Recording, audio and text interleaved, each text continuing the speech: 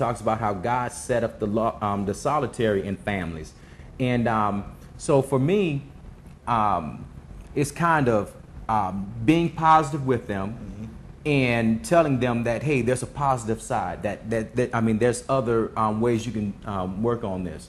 A lot of them, when they get lonely, when they're solitary, they shut down. They keep all this within themselves, and then at some moment in time they explode. Now it may be during their teenage years, adult years, but you know, you hear about the postman or the mail person that blew up the post office, and we see this stuff goes on all the time.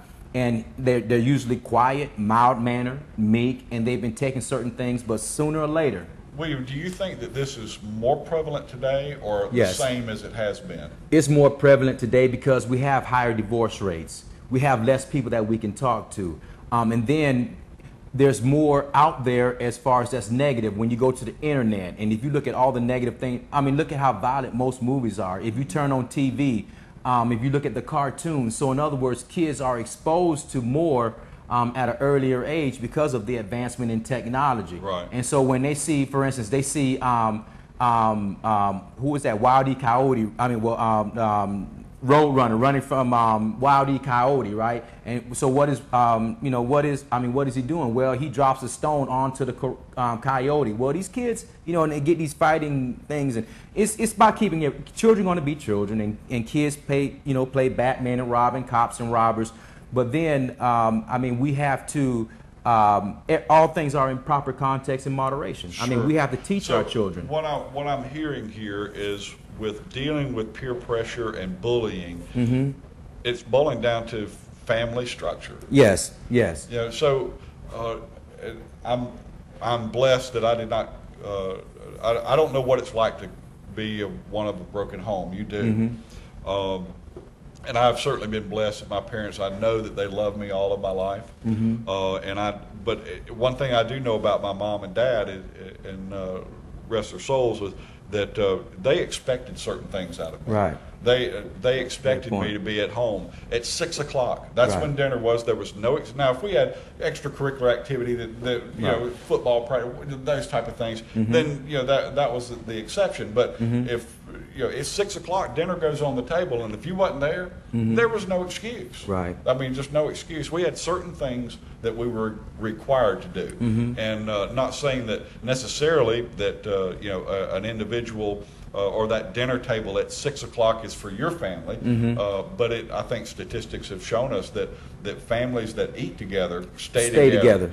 And because the parents get to govern and see what's going on in their kids' lives. Right. It's really that simple, isn't it? Just parents being aware. And we don't have much of that anymore, where everybody's sitting together. You brought up a great point about expectations. When I go into the classroom, at times I'm warned as far as like, this class is going to be a rough class, and but when I go in, I present myself a certain way. They know that I mean well, as far as I'm expecting you to learn and you to act accordingly.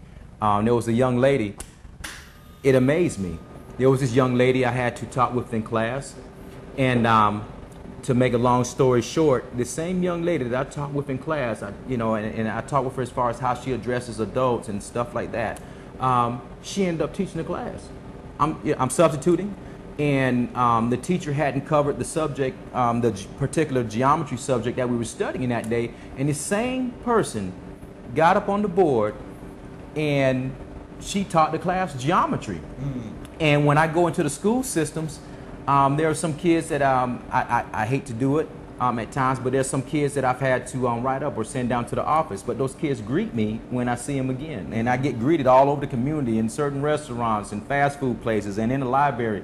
Kids walk up to me and give me, because they're looking for structure. Yeah. Not, improper discipline. My mother always said that children, I'm the youngest of four in my family, my mother always said that children want to know where the boundaries are. Yes. And they may not act like it, they don't even know that, but if they know where the boundaries are, they know where they can exist or play, as my mother would say, they can play without harm.